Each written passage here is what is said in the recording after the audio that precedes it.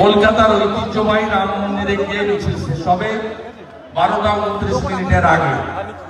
বিকেল বেলার মিছিল শান্তিপ্রিয় রাষ্ট্রবাদী মুসলিমদের বয়কট করার আবেদন করব।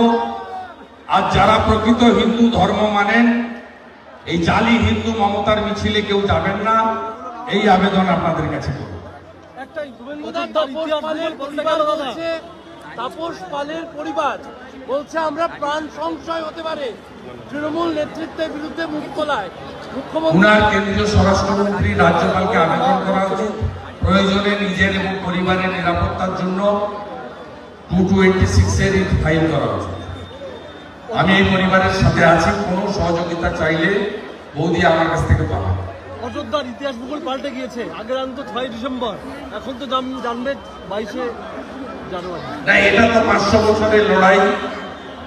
সেই লড়াই সমাপ্ত হয়েছে শান্তিপূর্ণ উপায়ে, আনন্দের সঙ্গে। 75 বার সংঘর্ষ হয়েছে, 3 লক্ষ হিন্দু শহীদ হয়েছে, মারা গেছেন, আত্মবলিদান করেছেন। তারপরে ভগবান রামচন্দ্র তার গর্ভগৃহে পুনরায় প্রবেশ করছেন।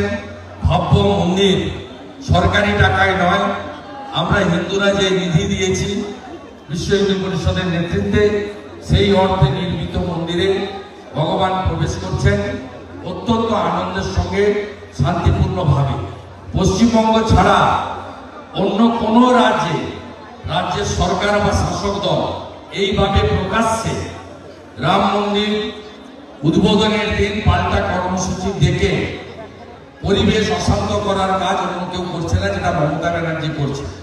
এটা করছেন তার কারণ মুসলমান ভোটের বড় অংশ নওশাদ সিদ্দিকীর দিকে চলে যাচ্ছে, সিপিএম এর দিকে যাচ্ছে, এমনকি বিজেপির দিকেও আসছে।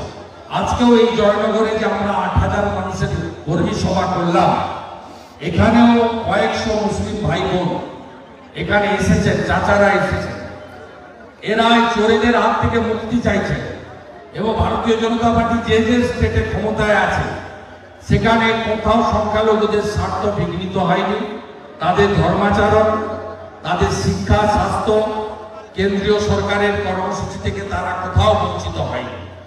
মমতা ব্যানার্জি ফুরফুরা দরবার শরীফের পীর সাহেবের টুপি পর্যন্ত পুলিশকে দিয়ে টানিয়েছেন কলকাতার ধর্মতলাতে, এটা মানুষ দেখেছে।